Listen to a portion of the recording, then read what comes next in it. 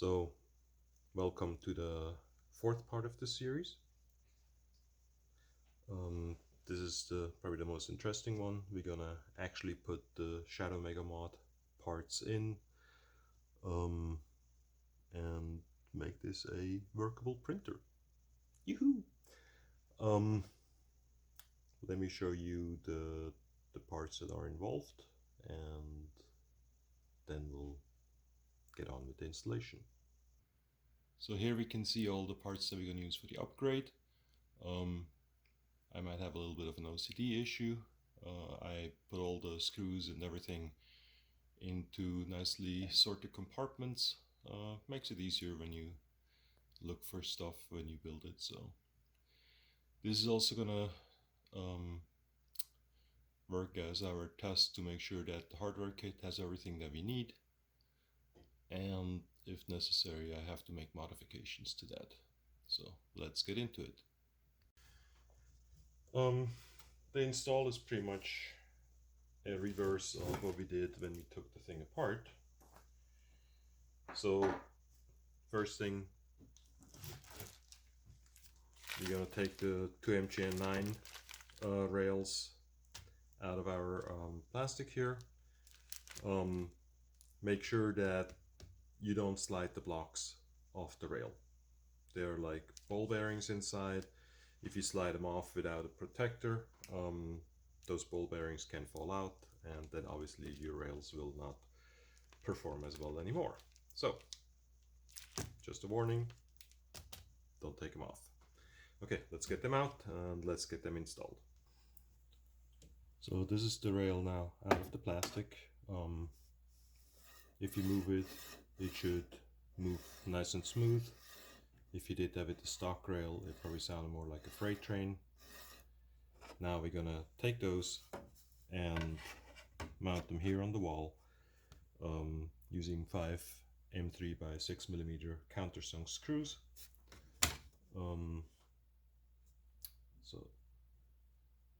So that's what we're gonna do now. I start with the one at the end here. Don't tighten it all the way yet. Do the one on the other end. And then we can insert the rest of the screws here. And that's it for this side. I'm going to do the other side now, and then we'll be back. So in this next part, we're going to prepare the side brackets. One of them, as I mentioned before, has the Y Endstop fin in it. So we're going to screw that on. No need to tighten it yet. We're going to do that when we actually calibrate the end stop. So that's the first part here, and then we're going to screw the bracket into the rail. This is done using 2 M3 by 8mm screws. And remember, only one of them actually has heatserts on the bottom here. So make sure you use the right one. That's it. And then we're using the 3 existing M3 by 6mm or 5mm screws that we took out of the original rail, and we're gonna use those to screw the side brackets into the Y blocks. Make sure there are 3 holes that are countersunk and 1 hole that is not. So only the 3 holes that are countersunk actually are being populated here. The other one is being used later when we put the idler block on. Make sure they're nice and straight, and then tighten them well. And again, check that everything moves, that nothing binds. So that's this. I'm going to do this to the other side, and then we'll be back. So now we take the MGN12 rail. out of the plastic. Again, make sure it moves nicely, nice and smooth. And then we're gonna lay it here. Oops. Into the cutouts. It should be fairly tight fit. So we put them into the cutouts of the bracket here, and we use 2 M3 by 8mm screws to mount it from the top. These are the panhead ones, not the countersunk. So make sure you have the right screws there. Put the screw in. Don't tighten it all the way yet. Do the same thing on the other side. And then you can tighten them. Try to keep it as straight as you can. At that point,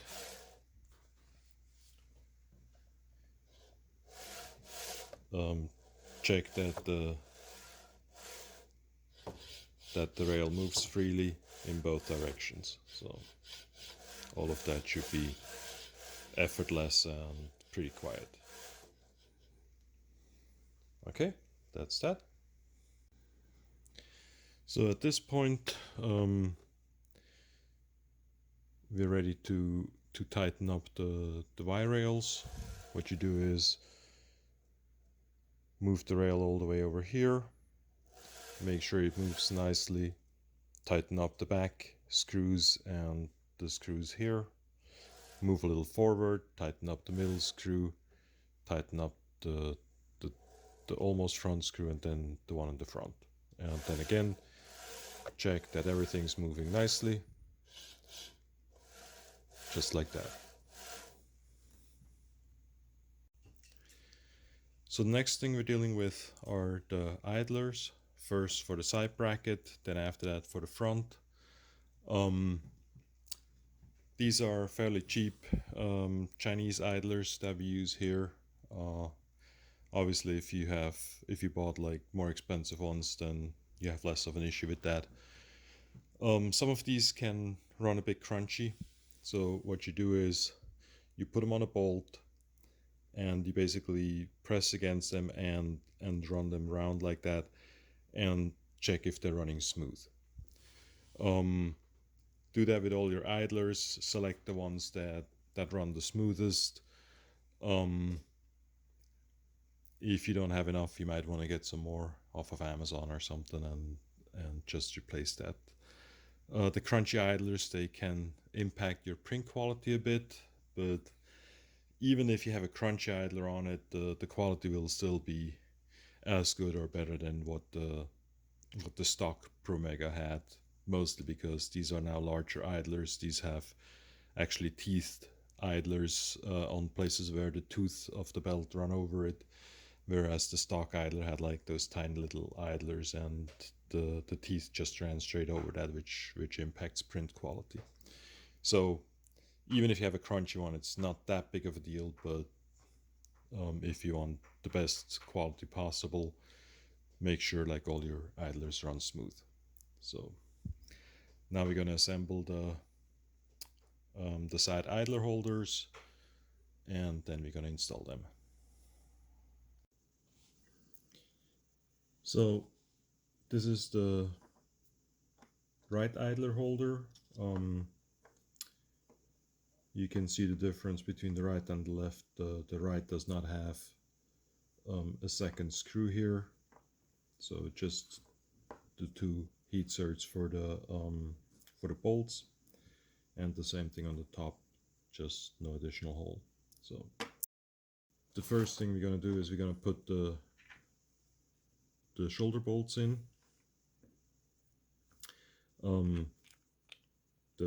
You're using a 25mm and a 16mm shoulder bolt.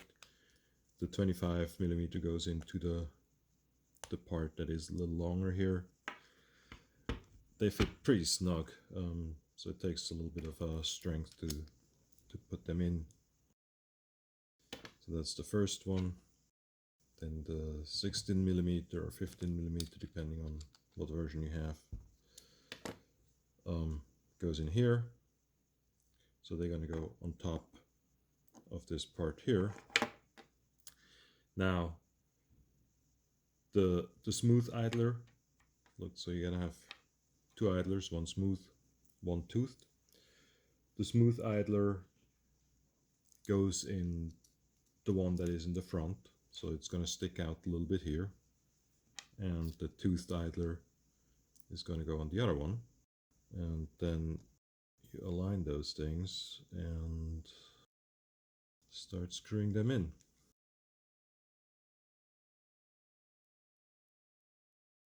Before you screw them too tight, make sure that they turn freely, so they shouldn't bind. If they bind, just loosen that particular screw a little bit. Like this one is now too tight here, it barely moves. So just loosen that bolt a little bit, and then it moves nice and free. And just retighten a little bit until it starts binding again, and then just back off a little bit again until it moves nice and free. Same thing on the other one. This is good. So that's the first of the two idler holders. That was the right side one. Now the left side one has two 16mm bolts and an additional M3 by 18mm countersunk screw, and again a smooth and a toothed idler.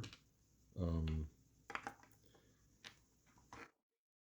the bolts from the top. Then again the smooth idler goes on the one that sticks out a little bit in the front, and the toothed idler goes in the one in the back. And then we can put those on and start screwing that together. Same deal again, make sure it moves nice and free. And then in addition to that, this one here has the M3 by 18mm screw that goes on the bottom. Screw that in, and again make sure they move nice and free. Okay, so that's the side idler, and while we're at it, we're going to do the front idlers as well. They take the other two 25mm bolts and the remaining four toothed idlers. And in addition to that, we're actually going to disassemble the stock idler holder to get one of those metal rings out of it, because we're going to use that and put that between the two idlers in our new holder. So let's take care of that.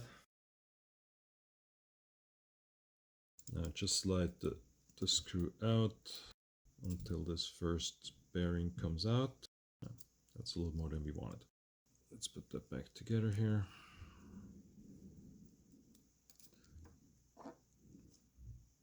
Not that we're going to use that again, but hey. Put the nut back on. Okay, bye-bye. Done with this one. So now we have like those two little metal rings. We're going to use those between the two idlers on each side. And so we're going to take care of that. The other thing we're going to do is we're actually going to insert the magnets here. Now, there were two versions on Thingiverse for two different depth magnets. One is 5mm, the other one is 3mm. So there's a 5.5mm cutout and the 3.5mm cutout version. Make sure that you measure your magnets before you print those and use the right version. This one here I already put in, wanted to see if it fit, didn't realize that it would be so snug that I can't get it out anymore. So I'm going to show you on the other one. You just basically take the magnet,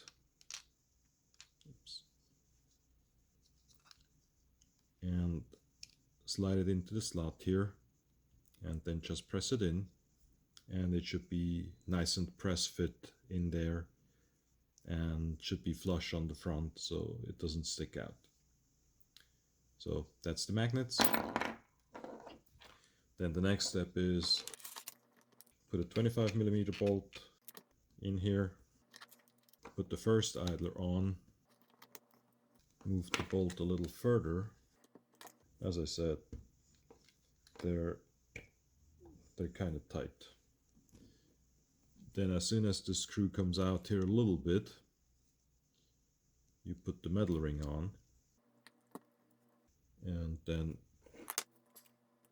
keep it flush with the metal ring, put the second idler in, and press the bolt through that. Maneuver that a little bit. Okay. So now those two are in, and we can screw the bolt into the bottom part of the idler holder. Gotta make sure they're nice and straight. Okay, screw it all the way in, and again, verify that your idlers are moving nice and smooth and that nothing binds here. So that's the first of those. Now let's do the second one. Again, put the screw in a little bit so it comes out the other side. Put the idler on it, move the screw forward, then put the ring on, make the screw flush with the ring, put the second idler in, and move the screw forward through the idler and screw it into the thread on the bottom. Test again that your idlers are running smoothly, that they don't bind.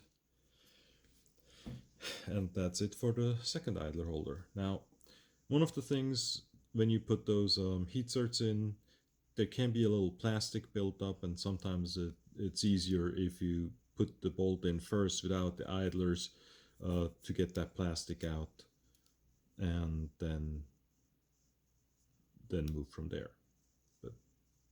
So that's basically it in terms of idler holders. Now we're going to put them into the case. So now we're going to install the front idler holders here.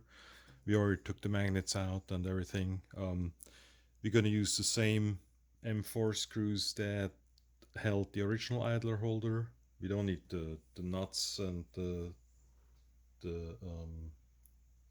O-ring. So take the proper front idler holder so that when you turn it like this, the heatserts are on the outside, and basically slide it in place here, just like that. And then align it over here with the screws. Cable there was in the way. Align it with the screw holes here.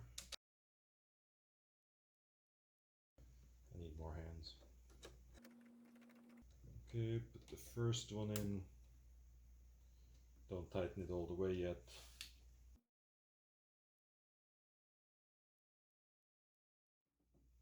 Make sure it's nice and flush at the top there. And then tighten this nicely.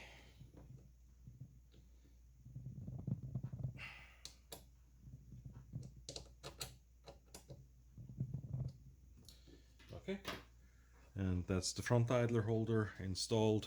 I'm going to do the other side, and then we'll work on the side idler holders. So now it's time to put the side idlers on.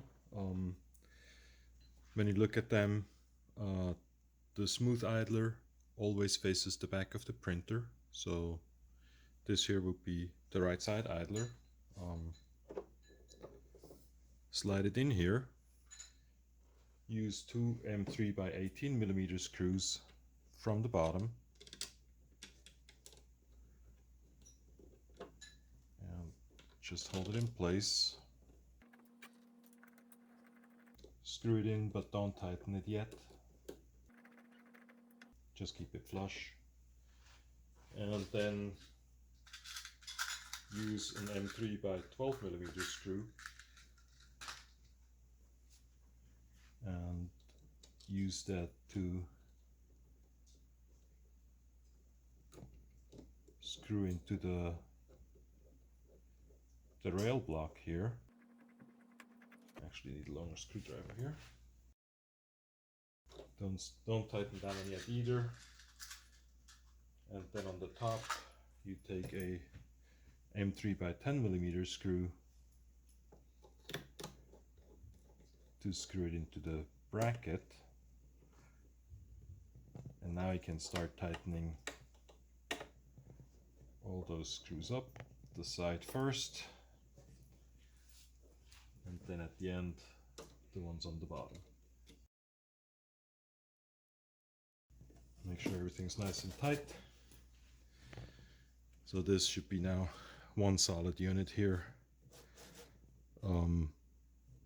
That way the belts have no play as they move around here. So that's it. I'm going to do the other side, and then we'll go from there.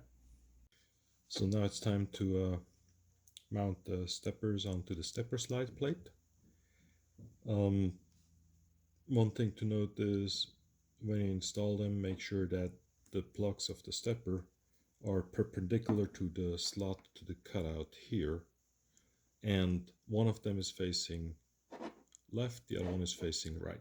So basically in the end, when they're installed,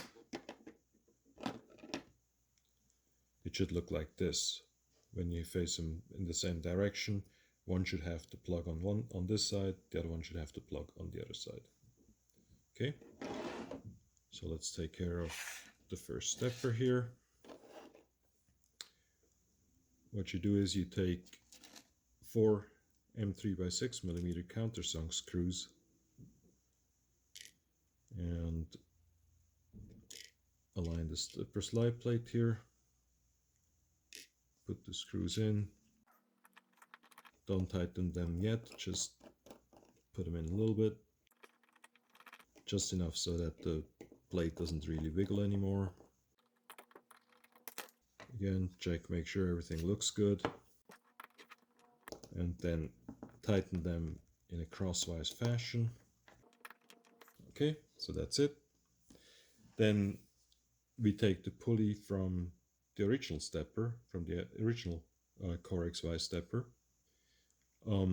Make sure the set screws are out far enough that it actually moves onto the shaft easily, but make sure you don't put them out too far so that they fall out. That obviously would be bad. Then to align them, your shaft has either 1 or 2 flat areas. This one has 1. Make sure that one of the set screws is aligned with that, the other one is not. Take a piece of paper, put it under the pulley, and that basically gives us the right height for the pulley from the stepper bottom. Then I have to make sure I'm not in the way of the camera here, which makes it a little harder.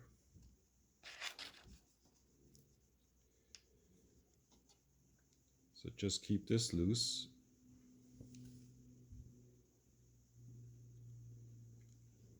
Then tighten the one that is on the flat area, and as you do this, slightly wiggle the pulley so that your set screw really goes nice and perpendicular onto that flat area of the shaft. Then tighten the other one a little bit, and then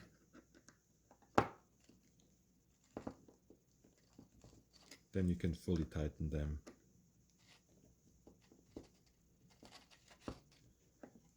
You want them to be nicely tight. You don't want the pulley to come loose. Now make sure the pulley turns nice on the stepper, that you should feel like the individual steps here as it goes. But that basically means this guy is now done, and I'm going to take care of the other one. And then that's the stepper slide plates done. Okay. So now we're going to work on the back side here with the stepper angles, stepper plates, the extrusion that reinforces the back wall, and the same thing on the other side.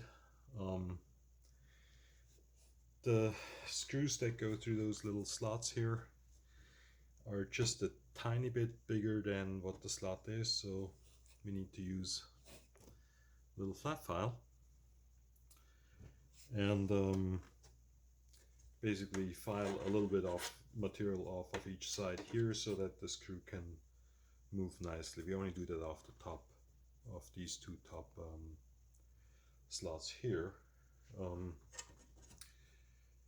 Probably want to just like move your hand here a little bit. Let's check if it fits. Needs a little bit more.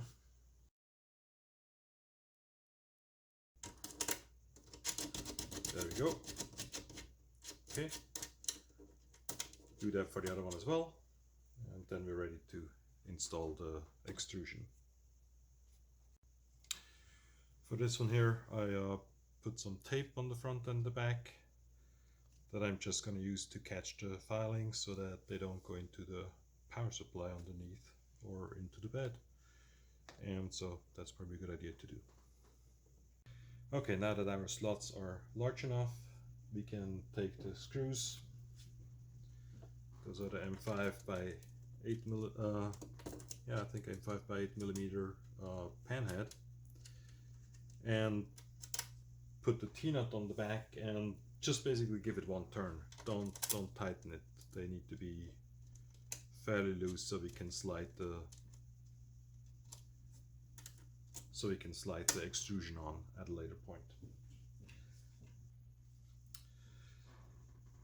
Then you take the left bracket.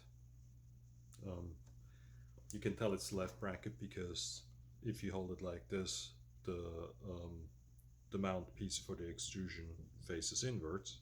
So that's this guy. Well, from the front, I guess that would be the right bracket, but yeah.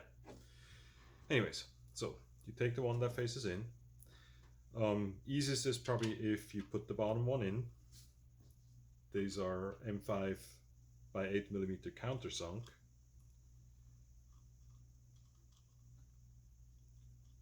Put the T-nut on, again, just like 1 or 2 rotations. And then you slide the extrusion on, and at that point just tighten this a little bit. We still need to be able to move it later on, but we don't want it to get out of hand. Then we slide the T-nuts here through the top extrusion until they're just about aligned here. Just like that. Then we do the same thing on the other side. Take one countersunk M5 by 8. Screw on a T-nut just a little bit.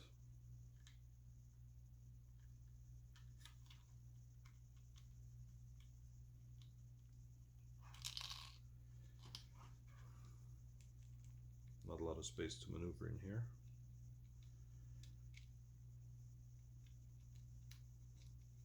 Okay, just about 2 turns. Then align it at the extrusion over here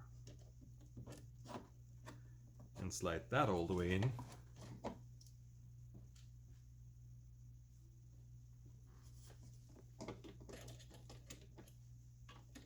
And tighten that one just a little bit, just so it holds in place. Somebody switched on gravity. So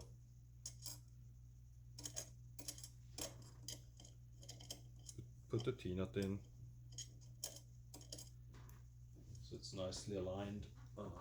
This one is being difficult. There you go.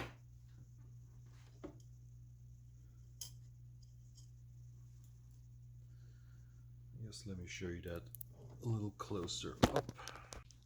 Okay, so this is the close-up here. It's a little hard with this setup here to show this, so slide the T-nut in here.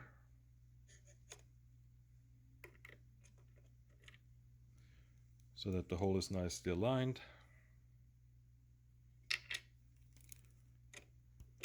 Put the screw in, and then as you turn it,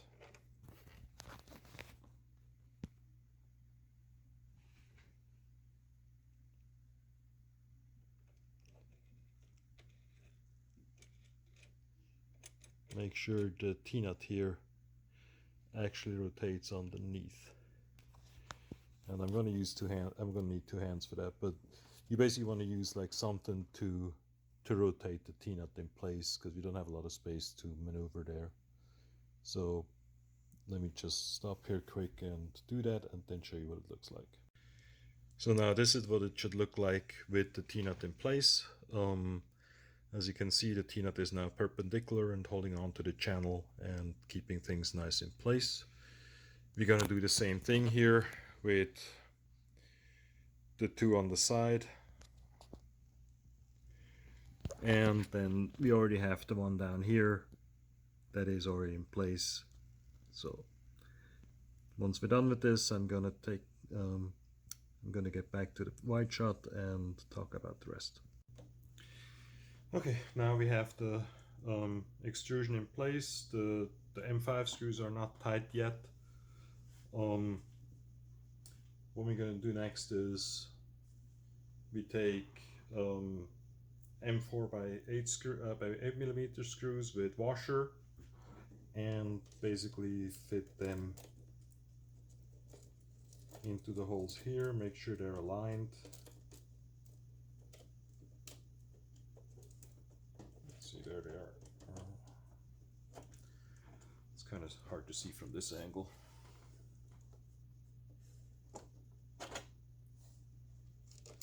Okay, there you are.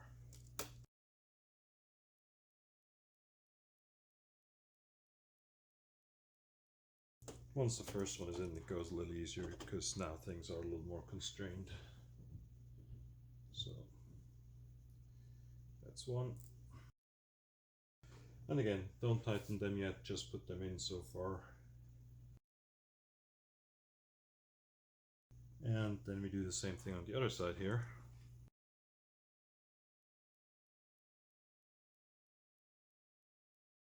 And the last one. Now that everything's in place, make sure the stepper angles on this side here are aligned with the inside of the case here.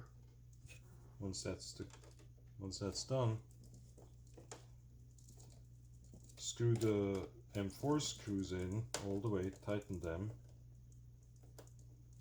and again do that in a crosswise fashion. Okay, so that's that. Here the same thing, make sure it's aligned. Then you screw those in crosswise. Make sure they're nice and tight. And then we can take care of the M5 screws here. And as you tighten them, you should feel the back plane here becoming a lot more solid, a lot more stable. So this whole extrusion here now really supports this back wall and prevents it from bending, which is one of the problems that the original setup had. That this wall, when you put the belt tension on, actually could start bending in or out. And that obviously affects the distance between the rails, which then causes all kinds of issues. So that should take care of that. Now I'm going to tighten the M5 screws back here, and then we're gonna look at mounting the actual stepper plates. Okay, now it's time to take the stepper plate. The two that you have, they're mirrored, so when you put them on, make sure that you have them the right way. Well, they don't really fit from the screw holes, but the way they go is the slot here is facing towards the inside of the printer. They are mounted with 4 M3 by 12 millimeter screws. Just put them in.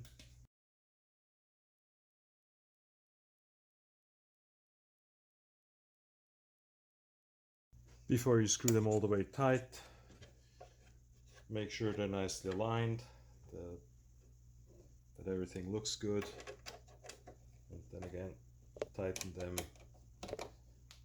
in a crosswise fashion.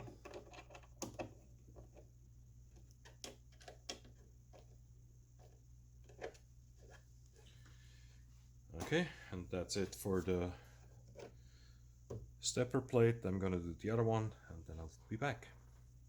So now it's time to assemble the back idler holders. We have two smooth 20 tooth holders. I know that's a paradox, but that's what they're called. And two teethed 16 tooth holders.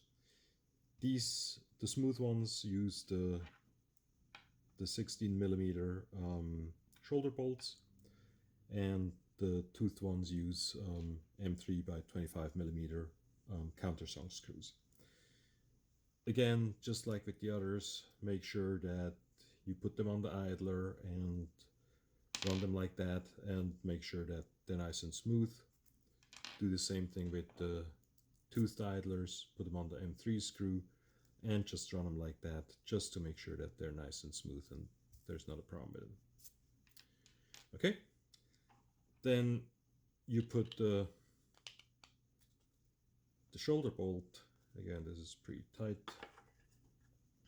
Okay, you put the shoulder bolt into the hole that is recessed there, and one of the M3 screws into the other one, into the one next to it. Leave the three on the outside open for now. They're going to be used when we actually screw it on to the stepper angle. I mean the stepper plate. Turn it over. Put the 16 tooth idler in. Put the smooth idler in. And as you can see, there's not a lot of space in here, so it's going to be interesting when you route the belts. You have to make sure that you route them through the right place here, but unfortunately with the angle that I wanted to do, it didn't give me a lot of options on how much space I have here. So do this with the other one. Okay, and now the two back idler holders are ready to be put onto the case.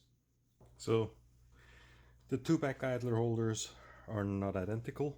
As you can see, one of them has a slide area and two M3 heatserts, the other one does not. So the one without it goes here on the side above the duet, and the one with the heatserts, that's where the end stop goes, the X end stop, and that goes onto the opposite side here. So then next thing you do is you take 3M5 by 25, 3M3 by 25 millimeter screws and put them in here from the top, and then align the idlers and the screws and just screw them in a little bit.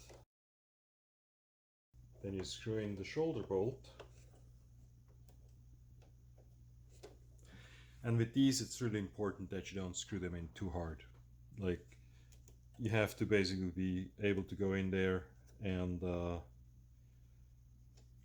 make sure your idler is still able to move. If you screw them in too hard, you can press on the idler and it won't move. So basically take a screwdriver and go in here, and you can go from the other side with the finger, and yep, that still moves. So let's tighten up the other screws. Okay, now this is too tight, so just go back and just loosen them a little bit. I might have to make another revision of this here to give it a little bit more slack. Seems to be a little tight right now. You can also take one of the belts,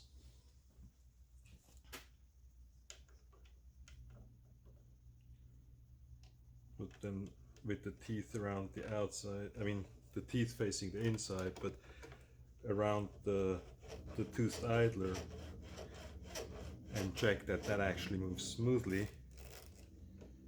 Then put them with the smooth side facing inwards between the smooth and the toothed idler, and check that is moving smooth as well. So let's see if we can tighten it up a little bit more. Yep, still good.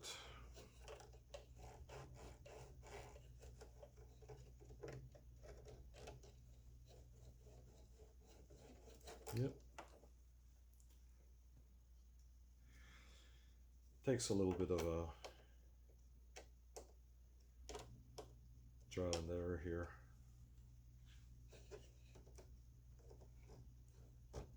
Yep, and now it's too tight. So that last little bit was too much.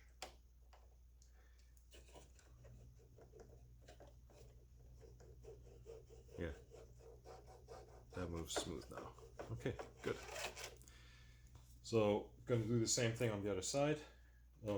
As I said, I'll probably make another revision of this, and I mean it's fairly easy to just print out on your machine later. Take this one out, put the new one in, and be done with it. So, and it's now time to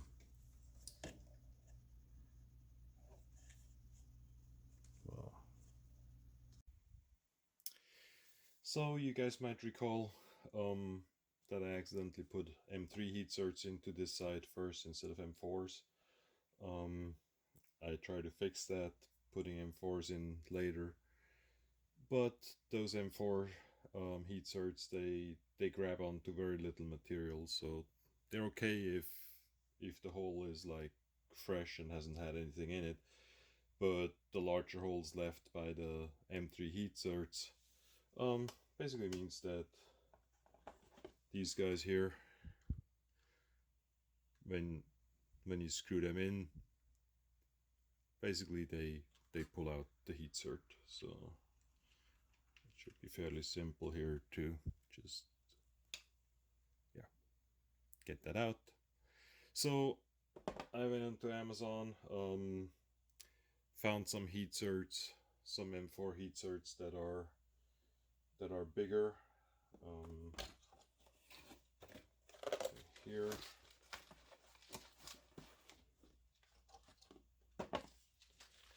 So these are the same type as the M3 ones that I have. Let's see if that focuses here. Come on. There we go. And these have a larger diameter, and they grab onto the material much better than the other ones do. So I'm gonna take these 4 heatserts out, put the new ones in, and then I should be back on track. There we go. Then I should be back on track fixing things. Oh, come on. Oh well. Okay, so that's what I'm gonna do now. So after putting those bigger M4 heatserts in, I discovered that they need deeper holes than what the standard print has, so I actually went and printed a new bracket. Seemed to be easier at that point in time. And I have the original M4 heatserts in here now, and the M3s in here, so that should be okay now. So mount the bracket on here, and then screw it in place with the 4 M4 screws. And just hold that in place and put the other 3 in. Don't tighten too hard yet. Okay, make sure it's nicely aligned here. The outer edge should align with the inner edge of the case here, and then screw it on in diagonal fashion.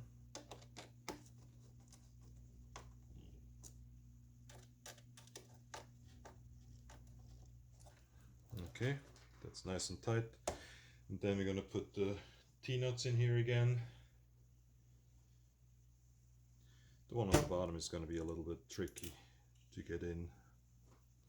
Basically, align it with the hole. Oops, these are different drive.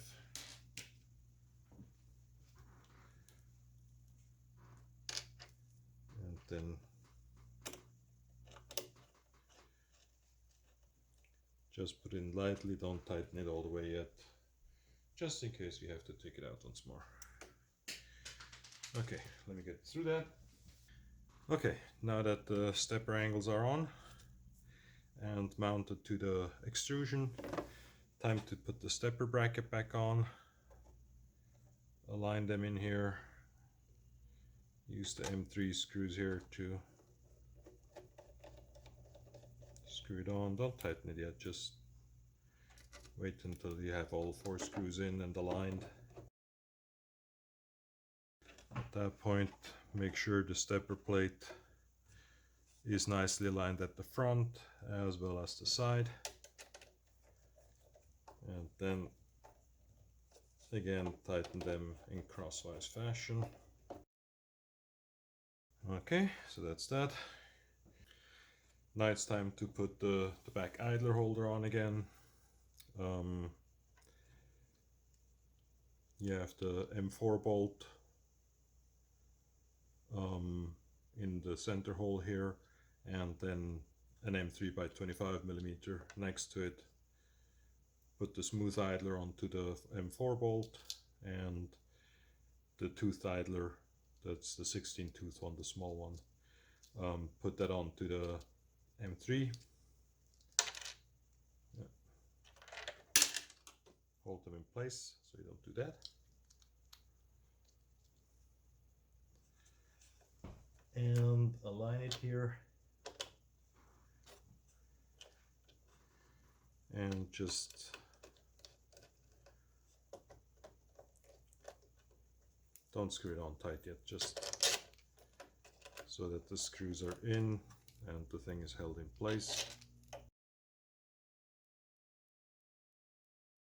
Okay, now with this one, remember, this is a little tight, so don't screw it on like too hard. We're gonna test in a moment to make sure that the idlers turn smoothly. For that, we take one of the belts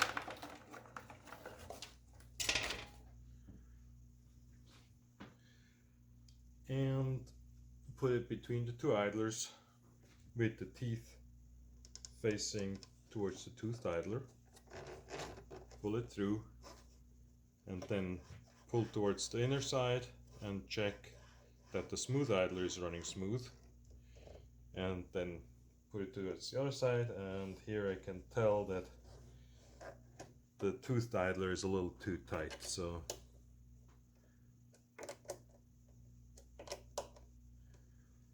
just loosen these screws a little bit, and now it's running nice and smooth. Check again for the smooth idler. Yep, both of them are okay now. Okay, so that is the end of the back here. And now let's look at what comes next. So now it's time to prepare our Z Endstop. For that we need obviously the micro switch with the rounded hinge so that it's easier for the end stop to be triggered. I'm also going to use one of those 3-port DuPont plugs because the cable that we're going to use just has like single plugs on it, and that just makes it harder to install. I removed the yellow-orange cable, twisted cable from the cable chain, from the stock cable chain. As you can see here, that's the one with the with the tape around the two plugs, just so that it doesn't get too close to each other. But yeah, obviously that's not how you want to do this. We're gonna remove that, remove the plug, and then put the 3-prong plug on it, so that we can easily plug it into the board. Need some solder, some soldering iron, the 2 screws provided, and the actual end stop holder. Okay, so first things first, I'm gonna take the tape off of these plugs here. I don't know how many microcents they saved with this, but it just doesn't make any damn sense.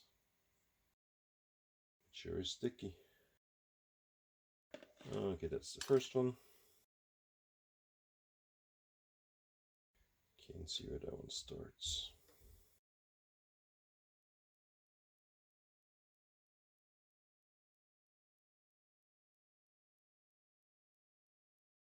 And that's just crazy.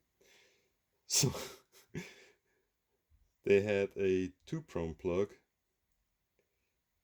found out that the plugs were 3 prongs apart, so instead of replacing the plug, they cut it in half and put tape around it. That's just fantastic. So let's take these plugs off. What you do is just, there's a little latch here, put a knife underneath it, and you can pull it out.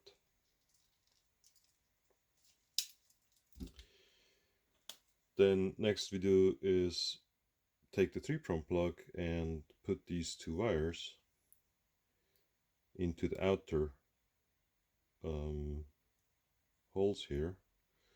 And there are 2 sides of these little metal things. One has like a little latch up here, and so you want to make sure that that goes. Oops. Yeah, so not sure if this is visible, but here's the latch, and then that goes in here, and the plastic here holds it in place.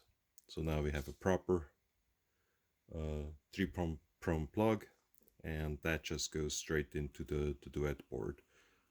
So you don't have to worry about hitting the exact right pins. It's much easier that way. On the other side, take a cable cutter,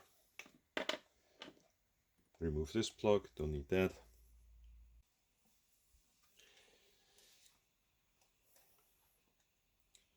So I cut those wires now a little offset since they go into different parts of the switch. Twist them again and put a little bit of solder on it just so that they stay nicely twisted.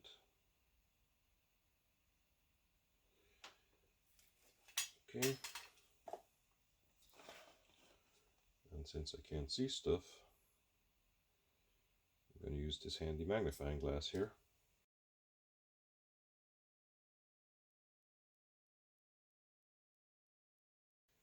Okay, that's the first one.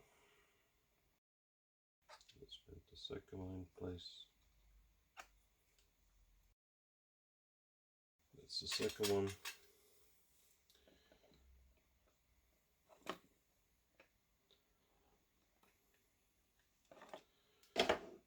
That's basically it. So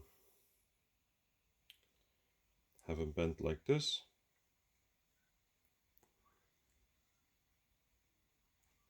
And then we are going to screw this on here so that we're prepared when we have to install it. In the kit there are two M2mm by 15mm, M2 by 15mm screws, and those are the ones you want to use. Put the screws in the holes. As I mentioned, hinge goes towards the long end of the holder and away from it. So, and these are non-threaded, so you basically just thread them in themselves like that. I need to get a bigger screwdriver.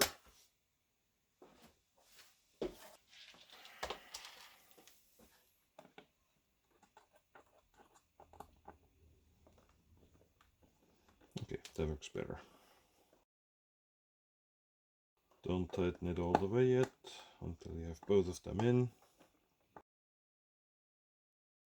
Then make sure that switch is nicely aligned. And screw it in all the way. And that's it. So the micro switch is now ready to be installed in the machine. And we're going to do that next. Okay, now we're taking the Z Endstop holder that we prepared.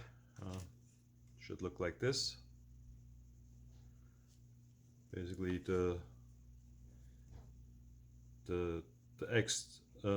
switch should be on the opposite side of where that gap is, and it should face inwards, and the hinge here should face to the front.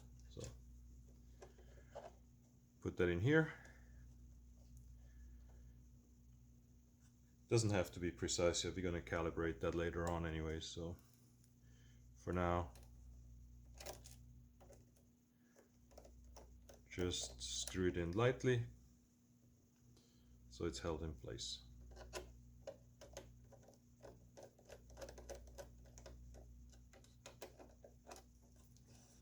Okay, that's that.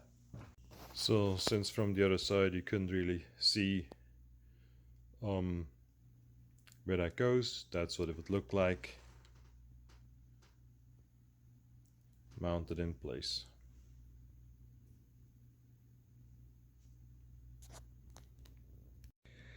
So now let's play a game of who did a shitty job assembling the optical end stop. As you can see, this thing is completely crooked on here and doesn't even align with the holes. So if yours is like that, you'll basically have to unsolder it on the bottom here and make sure that it mounts properly, that the holes are nicely aligned and the thing is actually straight. So, well, I guess that's a good demonstration. So I'm going to do that now and I'll be back in a moment. Okay, it's time to assemble the Y end stop. So what we need is the Y end stop itself, like the optical end stop. So now the Y end stop is fixed. As you can see, the holes actually, yeah, there you can see it. The holes actually align now. You can actually put a screw through here, and so this guy is now ready. First thing you do is you take the cable make sure you look at the notches here and align them with the notches on the plug, and just nicely plug it in place, and that just hold like that. Then we're gonna put it into the holder here with the plug on the side where the channel is here. And what we want to do is we actually want to first route the cable through the channel, leave enough slack, and then put the end stop into the slot where it belongs. And it's okay to have like a little loop here. It doesn't have to be tight, so it should look about like this. Then let's bend that on the other side. Then you take the two M3 by 30mm screws, put the split ring on it, like the split washer, and then the regular washer. So, and then you put that through here. In some cases you might have to screw the screw from the other side first in case there's some plastic in the way, and then just slightly screw it in just so that it's gripping to the heatsert, but don't screw it all the way tight yet. Do the same thing for the other one. Okay, and screw that in, then lightly tighten it. You don't want to tighten that one too hard. And then important, make sure on the other side the screws don't stick out too far. Otherwise you might have to put another washer here on the top, just, you know, because this wall here goes straight against the back wall, and you want to make sure that that's flush. And then the next part is,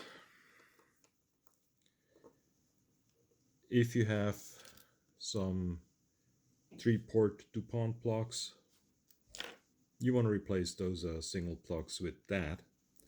And it's a little tricky because they don't go in one by one.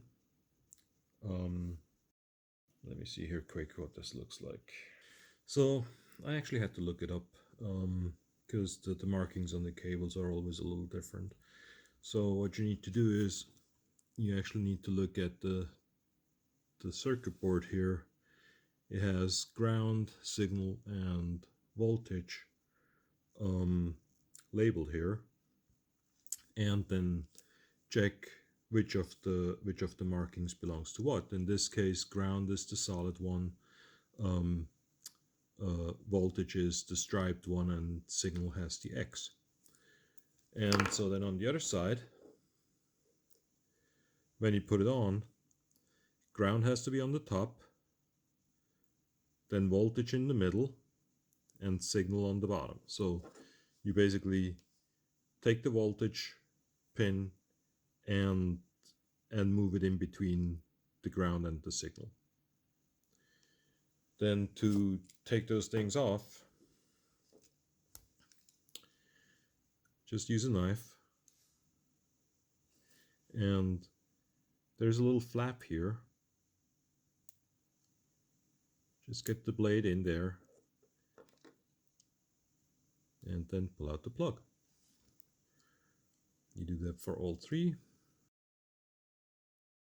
Then you take the 3-pin DuPont plug. You take the ground one, put it in the first one, all the way until the little latch goes beyond the flap and it holds in place. Then you take the voltage, put it in the middle, same thing, and put the signal and put it in the bottom. And there's our 3-prong plug, which just makes it so much easier when you try and plug it into the board, because you only really have to make sure you have the orientation right. you don't have to try and fiddle every single plugin by itself. So that's what our Y Endstop holder looks like now.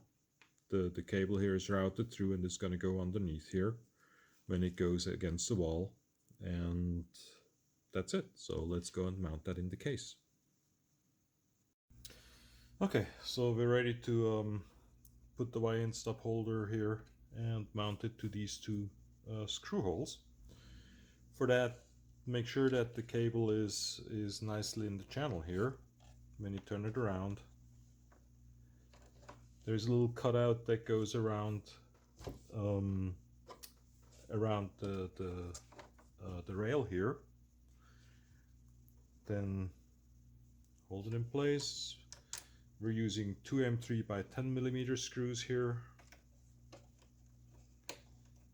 Okay, put the first one in just slightly so it's aligned. Take the second one. Now that they're in, tighten them, and then you can slide back the rail. Obviously the camera holder here on the other side is in the way, but basically make sure as you slide it in that it actually goes nicely into the Y Endstop holder here, and that it doesn't touch anything, otherwise just slightly adjust it. I'm also seeing that the M10s, the M3 by 10 millimeter are a little too long, so I think I'm going to change that to M3 by 8 millimeters. I'm going to try that quick and be back. Okay, so I put M3 by 8 millimeter screws in here, and they don't stick out, so I'm gonna change the material list to use M3 by 8 millimeter here instead of M3 by 10. And as I said before, you should be able to slide the Y Endstop into place here, and it shouldn't stick to anything. It should just gently go in. And that's that. And then the next thing you want to do is take the cable here, route it through this slot, and just basically have it go nice and straight here. Later on, when we do the cable management, we're going to use cable ties to tie this in place. For now, just put it in there so it's on the right place, and you don't forget to route that. Okay, so that's the Y Endstop, and on to the next parts.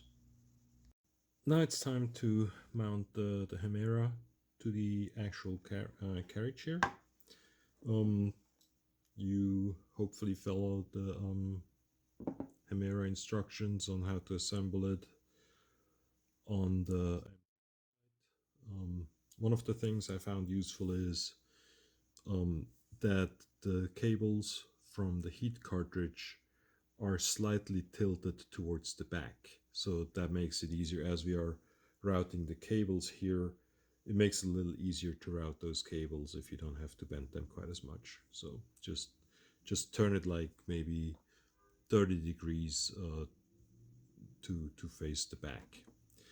So the next part, the way this goes is if you have the carriage on the side, the Hemera goes on it like this with the back of the stepper more or less aligned with the edge here, which means the front here aligns with this side here. To mount that, first you take the Hemera and you put two of the square nuts here into the holes in the back. The ones in the front, they already have square nuts in it. The one in the back, you put two square nuts in, and then you basically place it on the carriage like this. And really, since you have to screw it on from the back, you really want to have it like that. Then you take 4 M3 by 10 millimeter screws.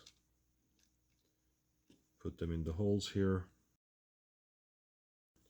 And the trickiest one to get to in the end is probably this one here.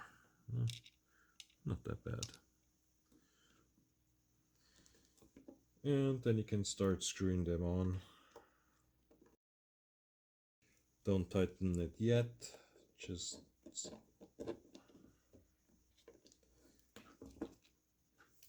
make sure all the screws go actually in and grab onto their respective square nut. Then check that the thing is actually mounted straight. That looks good. And then again, like always, tighten the screws in diagonal fashion. And our Hemera is now mounted to our carriage. We're gonna worry about the cable routing and all that kind of stuff later on, once we have everything in there. The same thing with the PTFE. The one that comes with it is a little longer than we need, so we're gonna cut that about in half. And so let's mount this into the actual printer now. Now it's time to put the carriage onto the rail. Make sure your block is nice and clean here. Then load the carriage on it like this. Make sure you hold it in place so it doesn't fall over. The extruder in the front is a little heavier. And fasten it with 4 M3 by 10 millimeter screws. I'm just gonna put one in so far. I don't tighten it yet, just so that the carriage doesn't fall over. It's easiest if you put one in the back in first, then put in the other 3. And before you tighten it, make sure the carriage moves nice and smooth and is nicely aligned.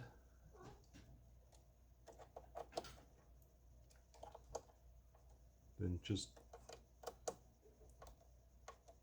wiggle it slightly, and then you can again tighten them crosswise. Okay, and our extruder is now mounted on our Y rail, on our X rail. Okay, and then we're gonna put on the stabilizer next, and for that I have to rearrange the camera setup here. Okay, so now we take the stabilizer here. The holes are countersunk on one side, flat on the other. The flat side goes up against the carriage here. And then the first thing, we take 2 M3 by 8 millimeter screws and put them in from the front here. It's a little tricky to get to it. Okay, there we go. Don't tighten it all the way, just have it enough so that it holds it in place. Okay, and then we put 2 M3 by 12 millimeter screws. The others were M3 by 8 in case I didn't mention it. Can't remember. Anyway, so put 2 M3 by 12 millimeter screws from the bottom here. Tighten those. And then tighten the ones in the front. Okay, and that just gives the extruder a little bit more stability where the front plate here is mounted to the back, and so the whole thing holds a little better in place. And that's it in terms of the stabilizer. And it's time to mount the fan duct. I'm gonna do the one here that has the front plate with the BL touch mount. Basically the only thing that is different is it has 2 additional screws to hold the fan blades itself, not the fan blades, the shroud itself, hold it straight up and prevent that it starts sagging. That's when you print with PETG. You really want to print this version here. If you're printing SLA, then the other version is perfectly fine. So the way you do this is align it here so the slots on the side align nicely. The one on the back aligns, and then the center part slides into the hole there. And just put this all the way up. Okay, it should more or less hold in place just like that. One thing you need to make sure at this point in time is the fan duct here, when it's all the way up, should be about 2 millimeters or so, maybe 3 above the edge of the nozzle. So validate that looks correct. And then you take 3 by 10 millimeter screws, screw them in here, don't tighten yet. One in the back and 2 in the side here, and then use 2 M3 by 8 millimeter screws and tighten them here in the front. And for the second one you need to insert another one of those square nuts into the slot in the Hemera. Just slide it in here and just tighten it enough so that it won't move. It doesn't have to be like extremely tight here.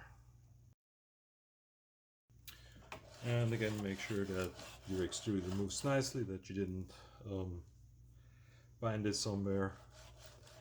And that's basically it in terms of fan duct.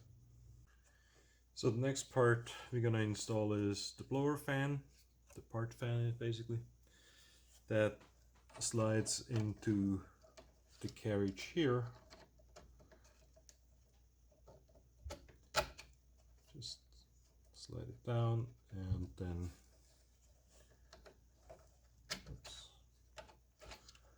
actually make sure that the wires here are actually all the way in. This one here, the wires are a little out,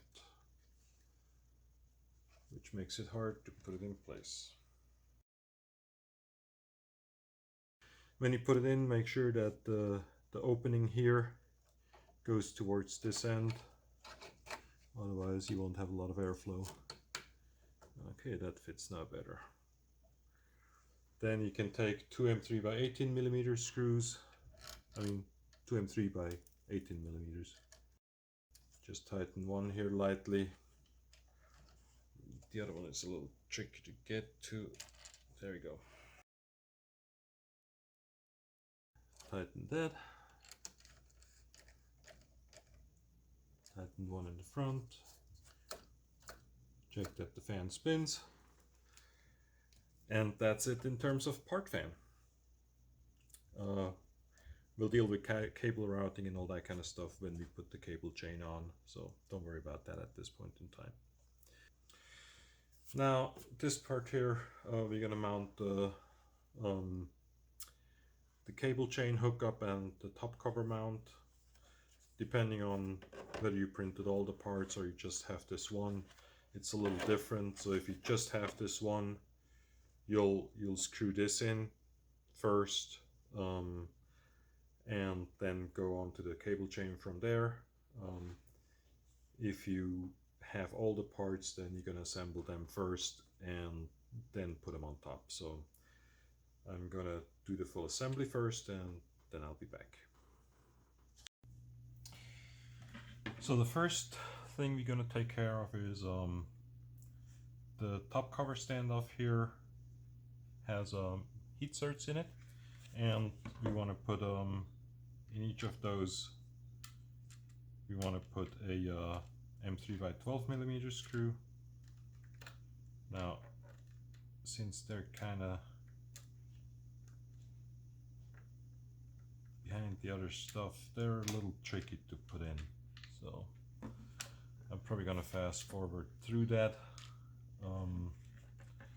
Sometimes it helps to put them in from the top first to make sure there's nothing in the way.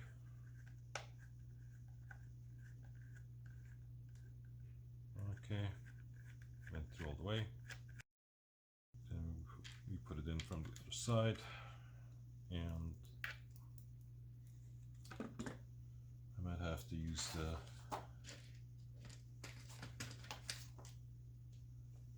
flexible guide here just to get to it. I'm still thinking if I can change that model a bit to make that easier accessible, but so far haven't had a great idea yet. Let's see if another screwdriver fits better. There we go. As I said, these are a little tricky, but you're only gonna do that once. So, tighten it nicely. It should come out on the top here, and that's basically where the top cover, where the hole in the top cover kind of goes into. And we're gonna do that for the other three pieces as well.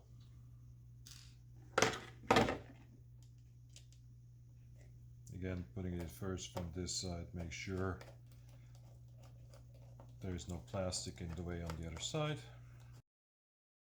Take it out, put it in from this side.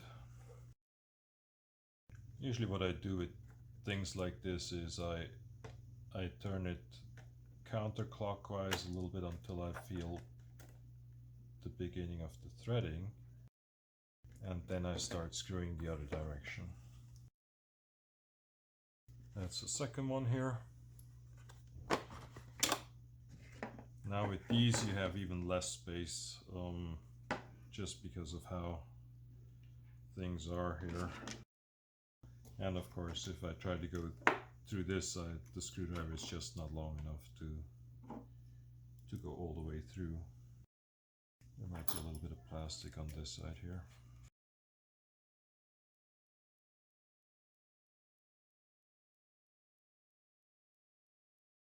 And I'm just seeing now that these here in the back, M12 is definitely too long for this.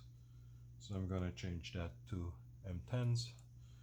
Let me update the instructions and the bill of materials, and I'll be right back. Okay, so the instructions are updated. I'm now using M3 by 10 millimeter for the two back holes here. The two front holes still stay with M3 by 12 because they're just a little deeper there in terms of material. Okay, that's better. One more to go.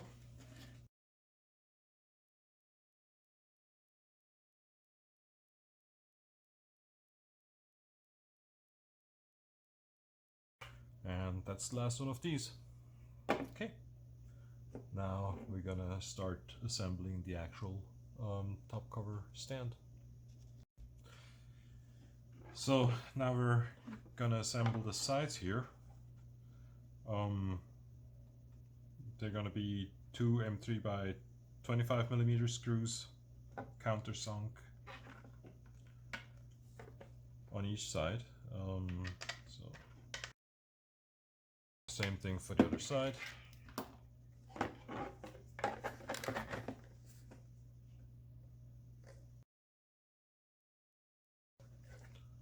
Okay, so that's the two side pieces here. Now we're gonna do the center piece and put the whole thing together.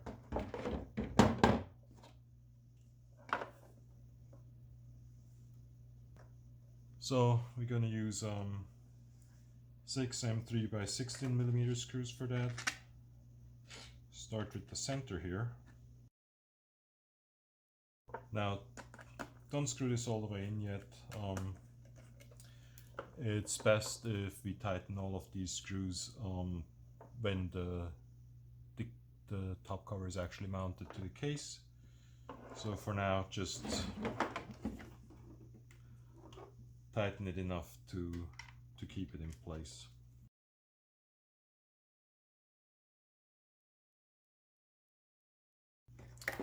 Okay, so that's our whole piece here. Yeah, hard to fit the whole thing in at the same time. It's very large, so. Okay, now we're gonna actually mount that on top of the ProMega and screw it on and tighten it down and give the ProMega a little bit more stability at the top. Okay. And so one of the reasons why we don't screw this side tight yet can be seen here. It looks like the top cover here is actually bent here, and this part here is higher than the two edges, so we're gonna have to compensate for that a little bit.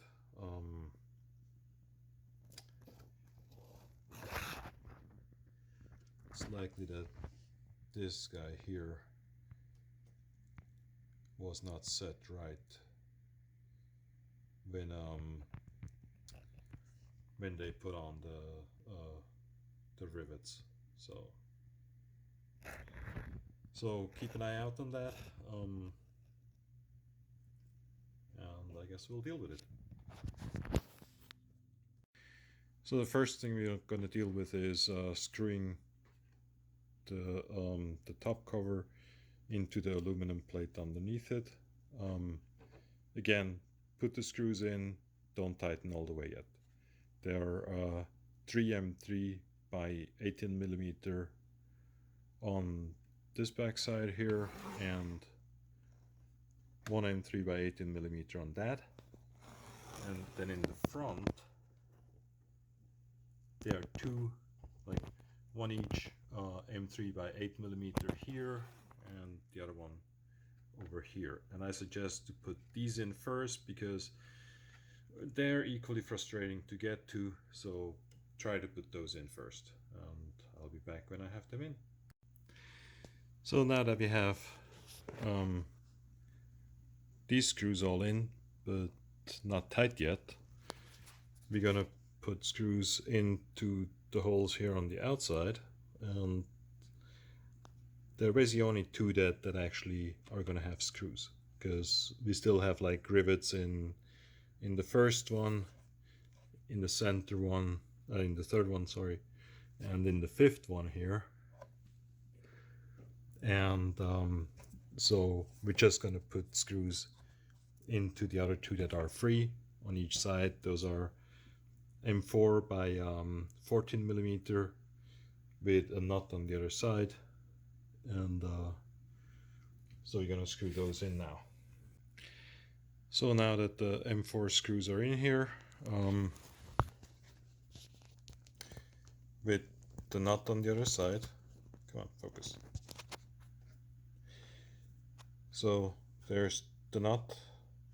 You want to make sure that you're still moving freely past this, that your screw doesn't stand out too far or anything. Shouldn't, but you know, always good to check. And now we can actually go tighten down all of these M3 screws and all the ones that are on the outside here, that hold everything together. So tighten everything down, and that should be it in terms of the top cover. Okay, now it's time to prepare the cable chain and then install it. The first thing you want to make sure is that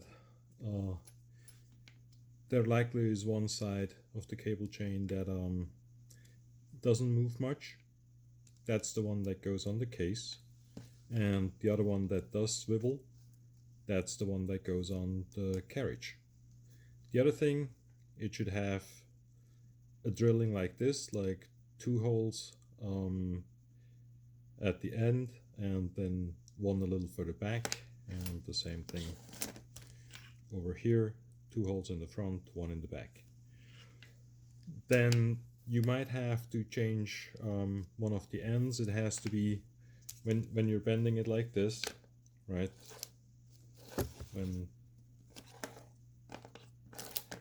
Just cut it up. When it bends like this, the one that is stable has to be facing the side that can bend in, with the clamps that open on the outside. The other one is kind of the opposite. So with this one, the part that you screw on should be on the outside of the chain, not on the inside. Okay, so you can just simply, if you need to change one, you can just use a screwdriver here. Make sure you don't hurt yourself. Make sure I don't hurt myself. And basically go in between here. Oh, come on. There we go. And then lift it out like this, so they're separated, and then you can just turn it around and put it in the other way around. But as I said, in our case, it has to be, the swivel one has to be with the flat side on the outside where the parts are that you can open. A lot easier when you do that, not trying to be on camera. Anyways, so the thing is back on. Time to install the cable chain in the printer. Okay, so we have everything prepared. As I said, the swivel part goes over here at the carriage, and the non-swivel part goes in the case here. If they both swivel, then it doesn't matter. If both of them are fixed, then you have a problem. Then your cable chain will likely not work. So first thing I'm going to do is use 3M6 screws here on the side. And of course, I mean 3M3 screws with 6mm length. Screw them into the side here. Doesn't have to be overly tight yet. Okay, once I have all 3 screws in, tighten them, and then we're going to do the same thing over here. So 1, 2, and 3. Now that we have all of them in,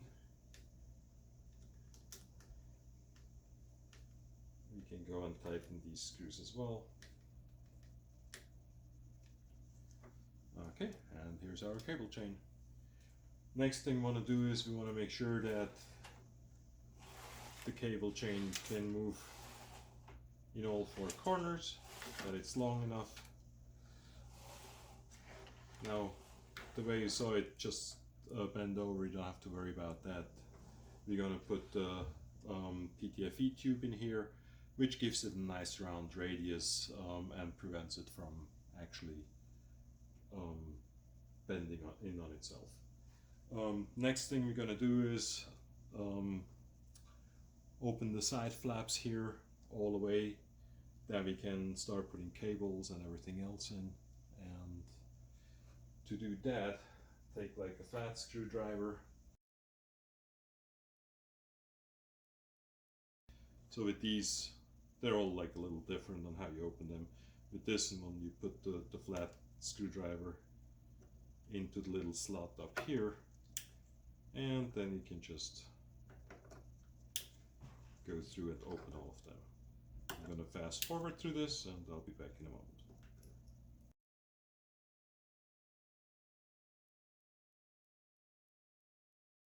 Okay, all the flaps are up, and we're ready to put stuff into the cable chain.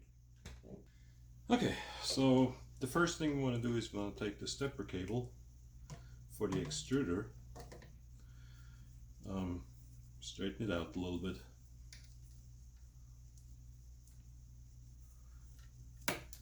And then plug it into the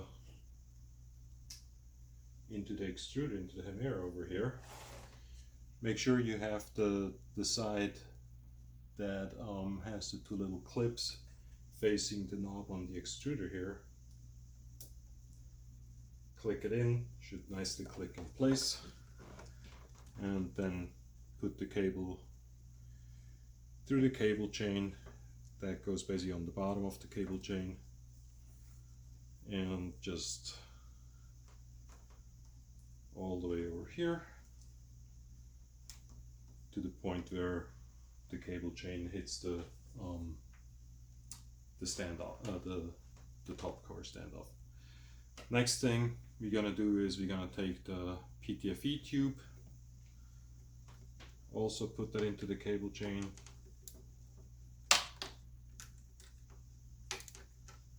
leave about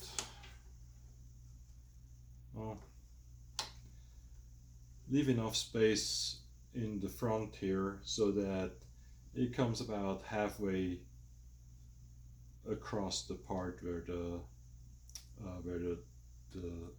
carriage is mounted to the slide, like to the rail itself. Okay, put this in on top of the stepper cable.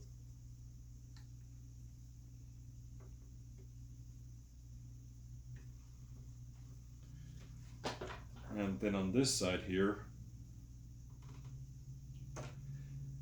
I didn't open all of the clips over here because on this side we can just slide it through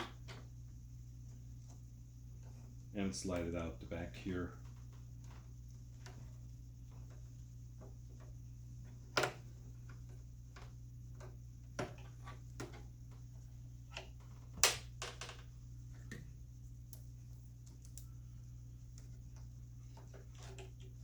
Okay,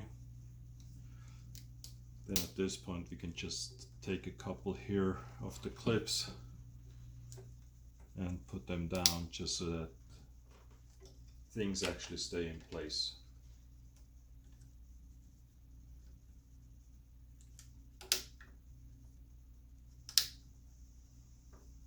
Okay.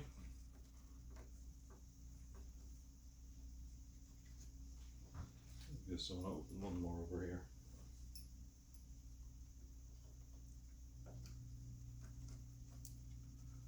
There we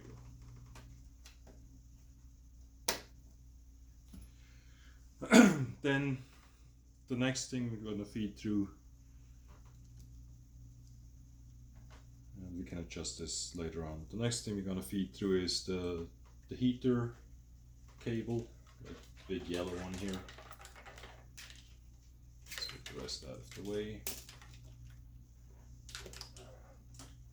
Okay, so just put it on top of the stepper cables. You'll have to probably put a few more of these clips down just to hold things in place. And those that you closed, just open quick and close it again. Now the idea here is at a later point to actually have a PCB somewhere on the front so that all of these cables and everything can plug into the PCB in the front. And if you need to change something, if you need to hook something new up, you don't have to open the cable chain every single time. But as I mentioned before, one thing at a time. Okay, so that's the heater cable here. We'll route it nicely in a bit and and put it in place.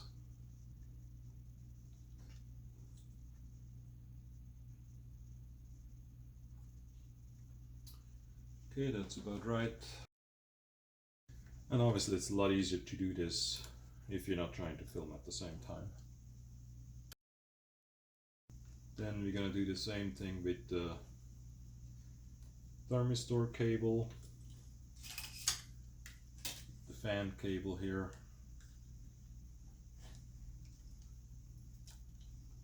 and the part fan cable.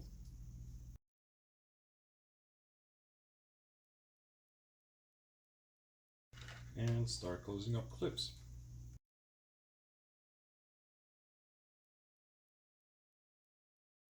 And as you can see with the cables and the PTFE in, the cable chain now bends at a nice angle, and we don't have to worry about it like caving in on itself. The other thing, the part fan here, the cable is not quite long enough, so we're actually gonna run a cable from the electronics down here and have this like split in here inside of the cable chain, so that's okay. And obviously if you have a fan with a longer cable, then that won't be an issue. If you have a fan with a very short cable, then you just splice it up at the carriage.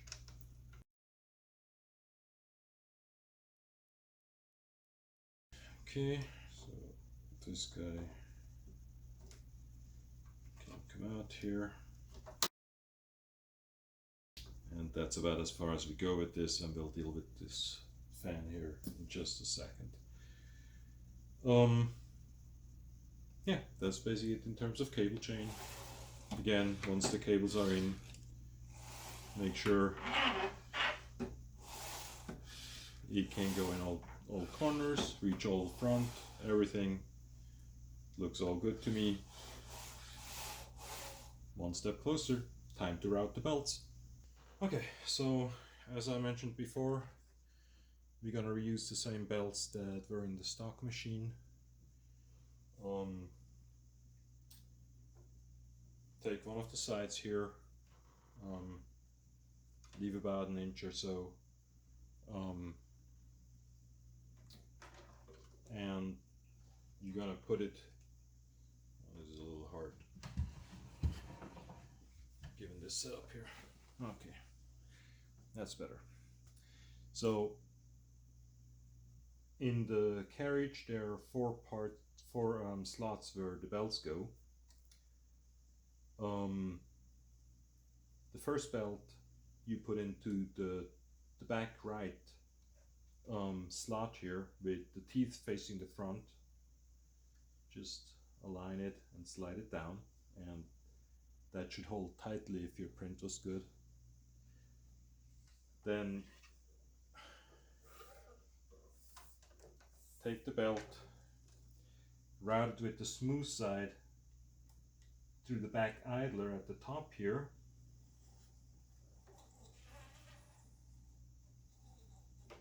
Okay, that should move smooth.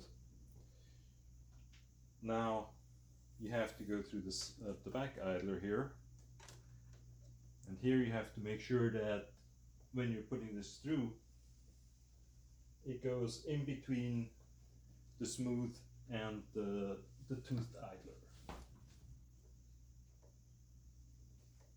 Again, this would probably be easier if I wasn't filming it. So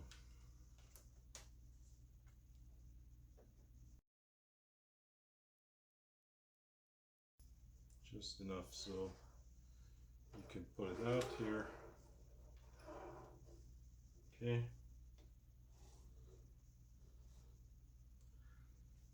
Then you make a loop here with the teeth on the inside of the loop. And this time you feed the belt to the outside here between the outer wall and the toothed idler.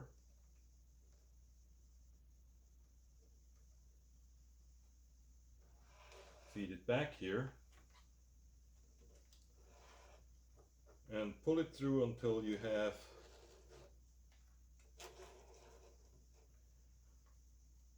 just enough of a loop to cover this area here.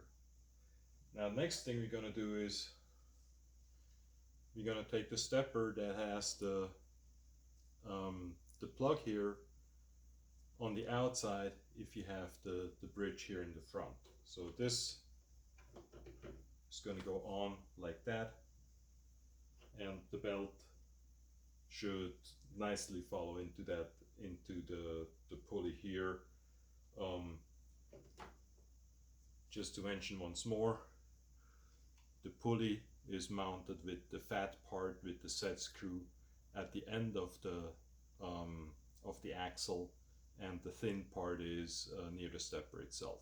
So make sure you have it like that. If you have it the other way around, your belts won't align and you'll have problems. So, okay. So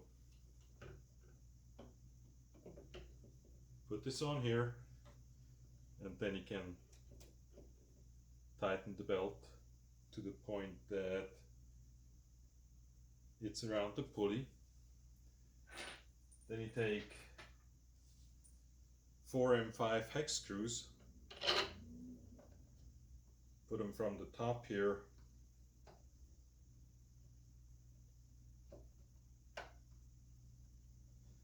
nicely into the cutout on the top of the slider plate. Put them all the way in.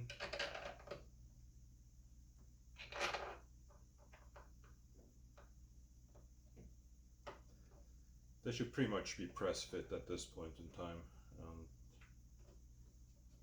Okay, once you have them in, take 4 washers and 4 wing nuts.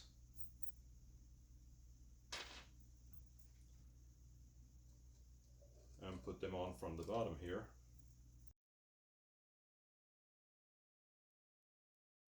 Don't tighten them, just have them on enough that you can still move the slide plate here.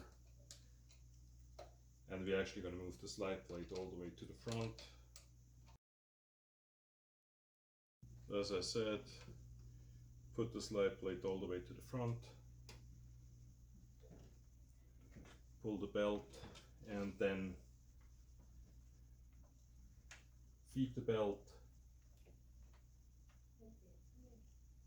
through the back side of the idler here.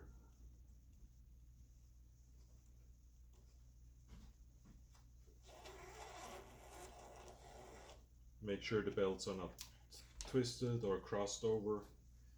They should be nicely aligned like this. Okay, now that we have it on the side here, take the end and route it around the top toothed idler in the front here. Again, that goes a lot easier if you don't have to film and be worried about that. And obviously the teeth need to touch the idler, so then we do the same thing on the other side here. Again, move it around the top idler here, tighten that.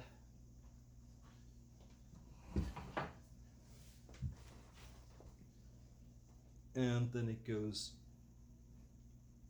around the toothed idler here in the front on the left side. You have to make sure there is like a little channel in there. You have to make sure it actually goes into that channel. And then it should come out in the center here.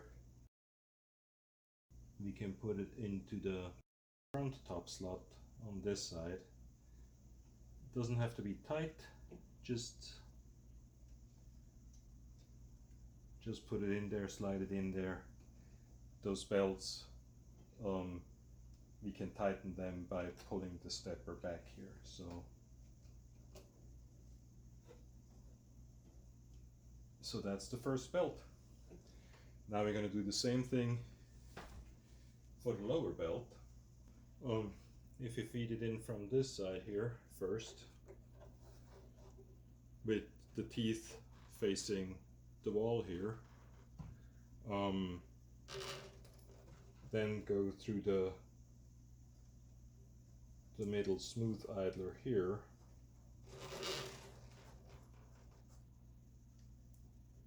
and from there to the carriage, and then go around the outside here. Yeah, that's definitely easier.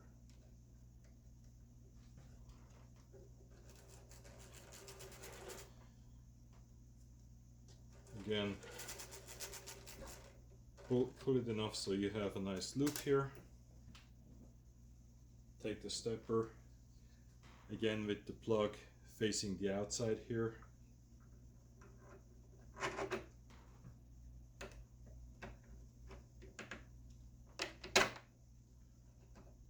Put that slide plate in. Pull the belt close, make sure it's nicely on the pulley. Then we can fasten the stepper on this side here. Again, just enough so that the wing nuts are in place, but the stepper should still be able to move.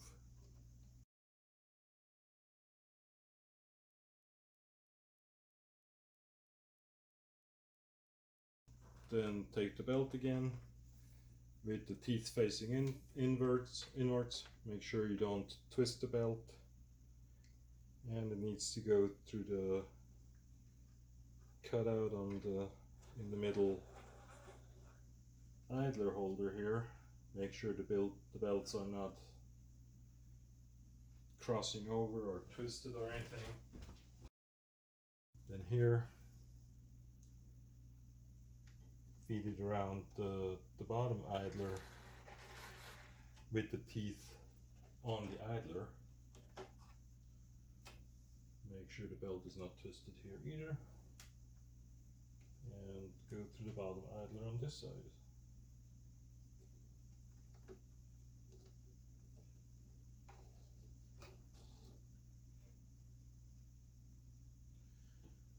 Okay. Then we're going to feed it through the center idler over here. Again, with the teeth now facing forward. So at no point should the belts cross over each other, or should they be twisted. And then you slide the belt into the front bottom belt holder here. Make sure all the belts are nicely set all the way in, and that they're not coming out, that they're in place. And with this, make sure that your carriage moves.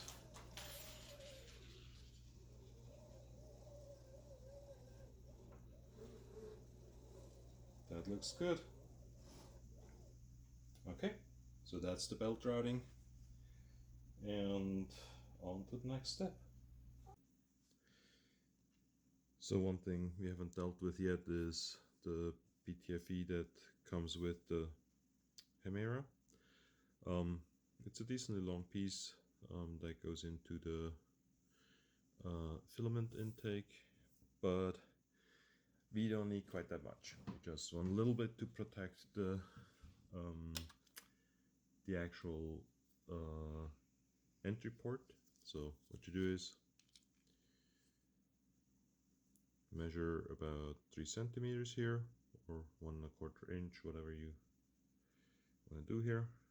Okay, and then I have this nifty little PTFE filament cutter,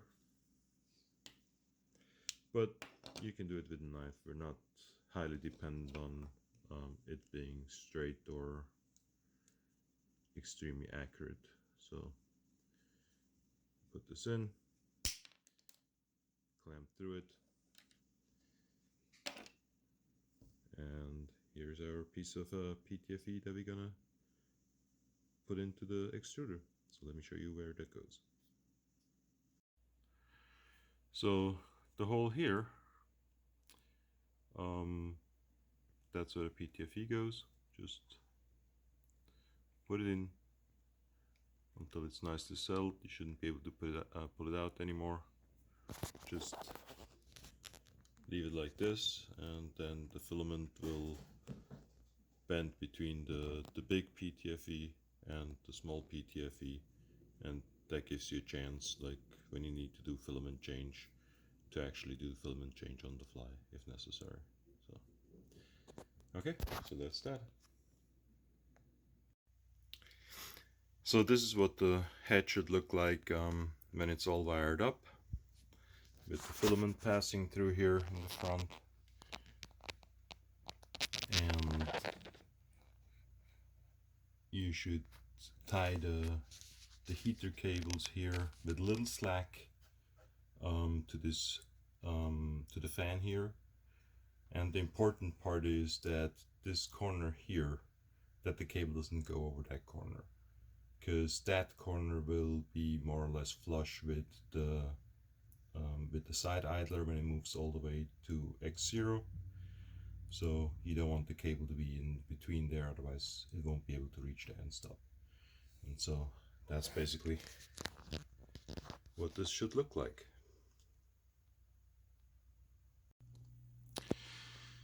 So at this point we're basically done with the assembly of the printer. The only thing we have left is wiring it up and getting it all hooked up and tested. So that's what we're gonna do next. One of the first things when you wire it up, even though it has nothing to do with this mod, two things you want to check. First of all, that your cable here is hooked up properly. This should be black, white, green from bottom to top. There have been some ProMega, especially early on, that were wired wrong, and that can be pretty dangerous. So yep, make sure that that's the case here. The second thing is these cables, they should not just hang on by this screw here. So what you do is base down here, put a cable tie through these holes, and just fix the cable in place here. Okay, so those are two things you definitely want to do if you haven't done those already. Fires are never fun, and particularly when they burn down your house. So please get that done, and then we'll look at the wiring of the rest of the ProMega. And now it's time to wire up the components. You're going to take one of the stepper cables that came with the stepper. These ridges here, they go on the bottom. Plug it in so it nicely settles in, and then you're going to route it along the edge here down to the board. And on the board, these three are the motion steppers, so that's for the Z axis, and these two are for the CoreXY axis. The one that is directly above the duet goes into the second one here. The one that is across is going on the first one. And the way they go in is like this, with black on the right and then green, blue and red on the left. And so just put it in. We're gonna worry about cable management later. For now we're just gonna hook stuff up. Okay, let me do the other one, and then we go on to the next step. Okay, now time to deal with the Z Endstop wiring. It's gonna go along the same line here on the side of the case, down to this tubing here, and then across to the board. And for the end stops, let me get this cable out of the way here. So these here are the end stops. That's the Z endstop, Y endstop, and X endstop.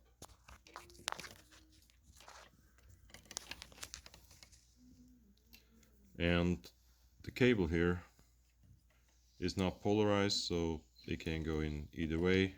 I'm going to put it in with the pins at the top there, and just slide it in like that. And that's our X endstop. So this is now with the cable management done on this side here.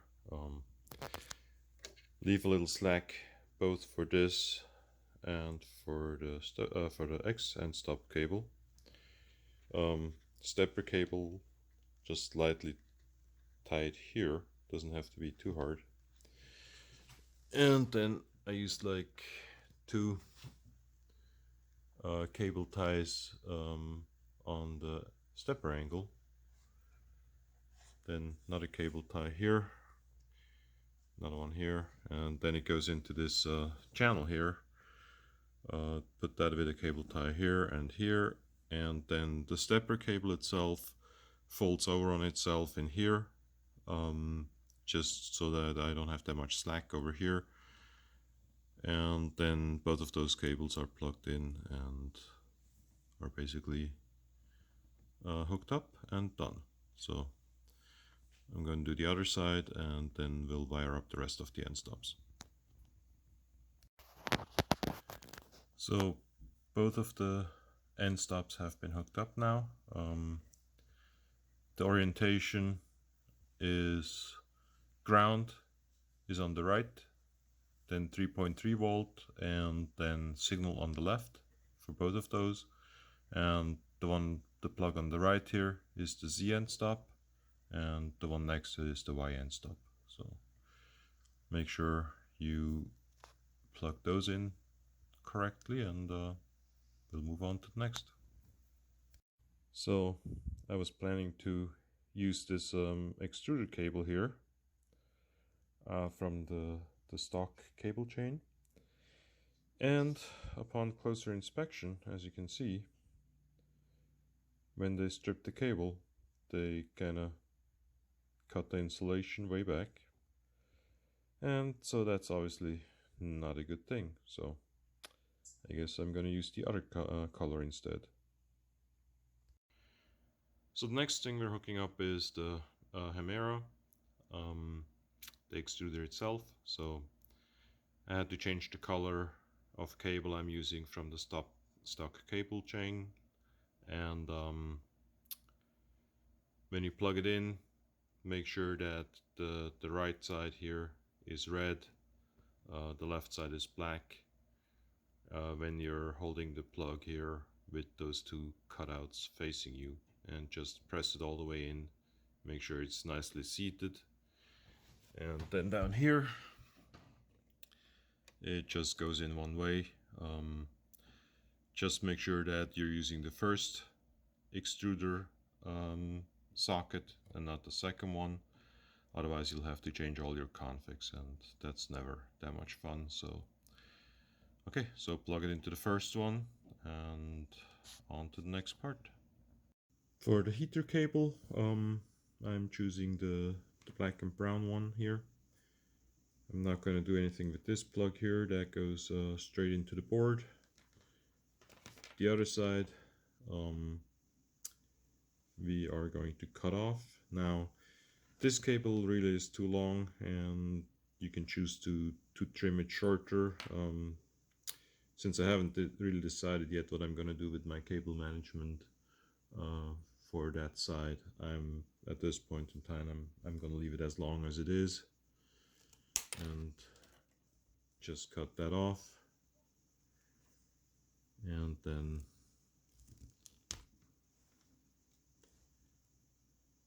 give about a centimeter worth of insulation, remove that, twist it,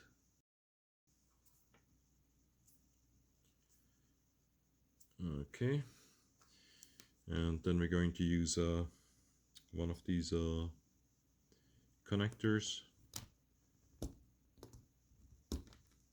You open them like that, just flip the handles all the way up.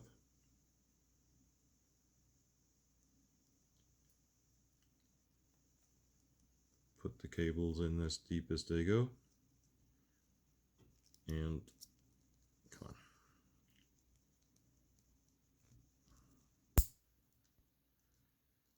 And flip those close and lock them in place.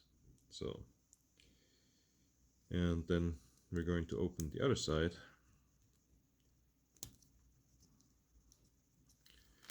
They're supposed to be a little stiff like that. So, and then we're gonna put the cables from the heater on that side, and I'm gonna do that now and then show you what that looks like. So now we have the heater here wired up. Orientation doesn't matter, it's just a resistor anyways on the other side. So, and then here, plug it into the first of those two plugs right underneath the screwing terminals here. Again, the orientation here is determined by the plug itself, so you can't plug it in any other way. And so plug that in, and that's your heater. The next thing we hook up is the thermistor. That's the thicker of the two black and red cables. The other one here is the always on fan. So, and that guy basically goes in here just like that. I think orientation doesn't matter here. And I chose the purple and gray cable for this, and that goes into the first temperature sensor plug here, labeled E0 temp. And that's basically it. And this is now the always on fan. I chose the yellow orange cable for that one. I think that was the always on fan before as well. So here the red goes into the yellow and the black goes into the orange, and then down here it's plugged into the plug labeled always on fan. So one of the things here, always on fan is a 24-volt fan, so make sure you have the jumper on the right there set properly. It's currently set to V in, which is 24 volt on this power supply, whereas the one on the other side here, I'm not sure if you can see that,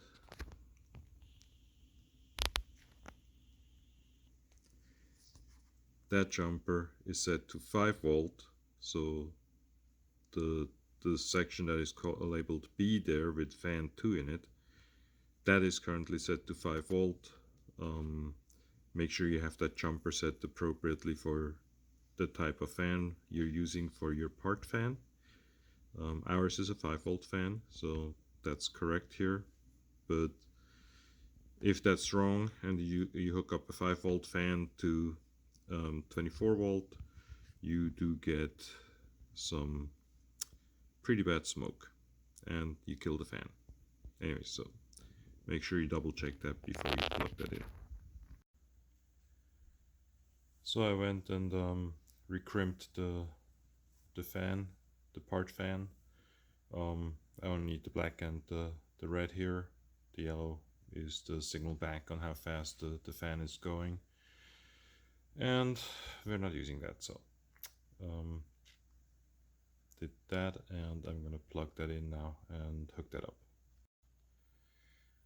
So this is where I spliced the cable. make sure that you have it polarized correctly, like blue is ground, so blue should connect to black on the other side, and red should connect to green.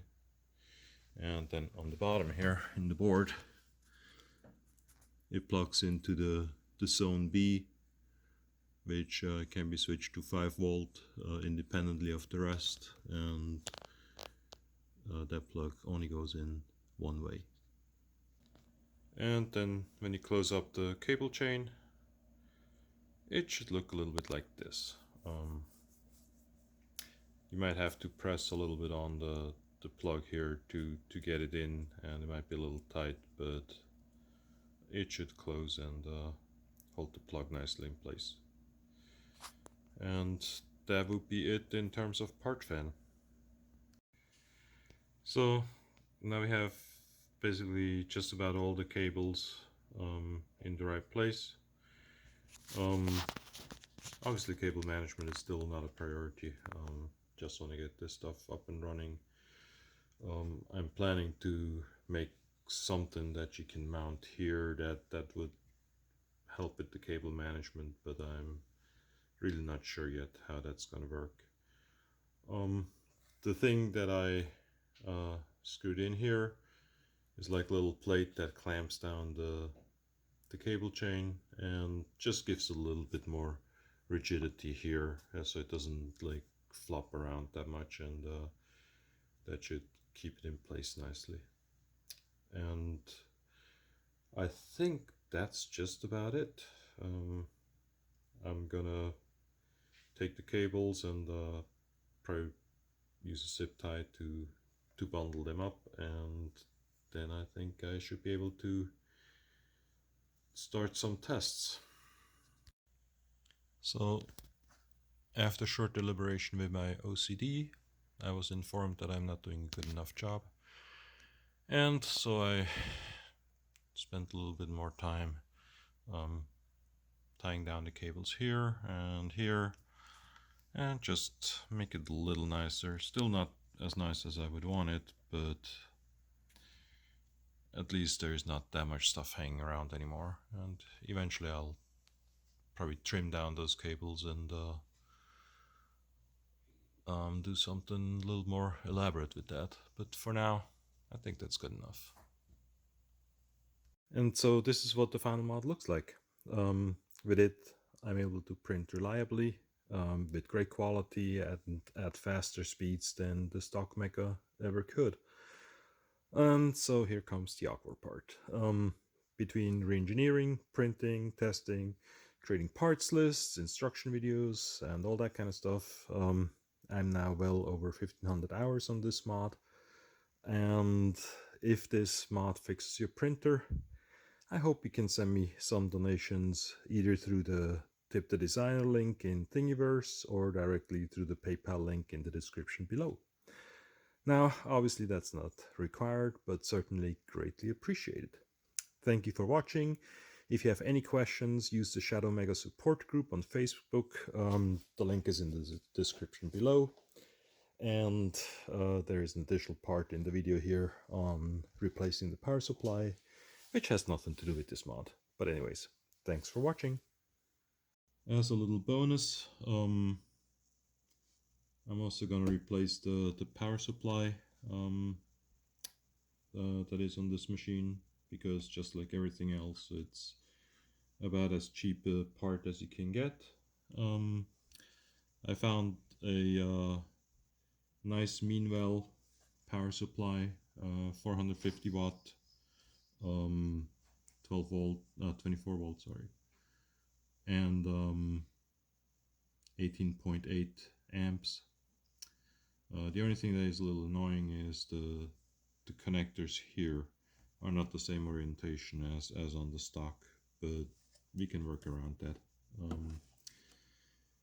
The other thing is the fan is an always on fan,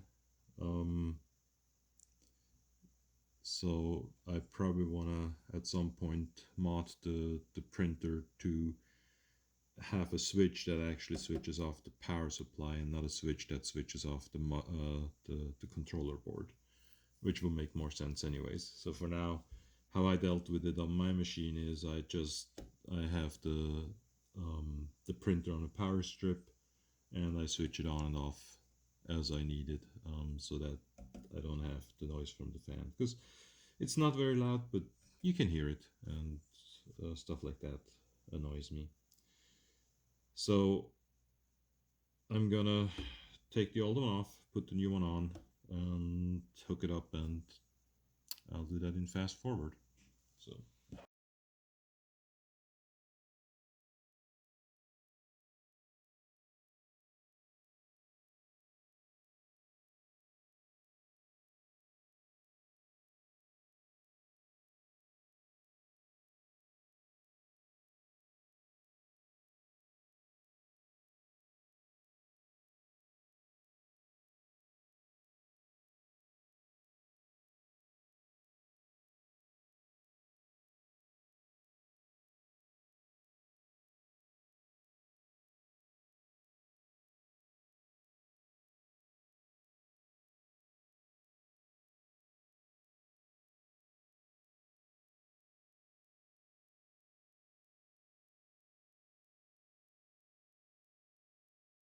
Okay, we're back. So I hooked up the plus and the minus here, and then the ground, neutral, and live. And since I tied it here to the case, and these corners, they might, they might rub on the insulation here a little bit. So what I did is I just cut a little bit of transparent tubing and put it around the live and the live and the neutral wire, and basically made sure that as I'm tying this down here, I don't accidentally break the insulation and cause a short circuit here. I didn't have to do that for the ground because this is grounded anyways, so if this gets a short circuit to ground, nothing else matters, right? Doesn't matter. So and of course, then I remembered that I wanted to show you guys something about the power supply itself. It has a switch underneath here for the input voltage selection. Make sure you check that it's the right voltage for your corresponding region. Mine here is set to 115 volts since I'm in the US, so if it's at 230 and you plug it into 115 volt or 110 volt outlet, it just doesn't work right. If you do it the other way around, you have it on 110 and you plug it into 230, you basically fry a whole bunch of stuff. So be careful with that, and that's basically it. The next step will be to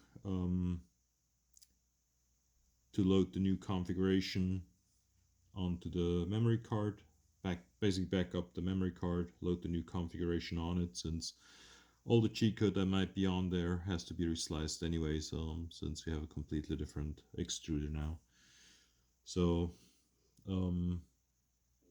that's the next thing I'm going to do, and then after that I'll start testing the machine.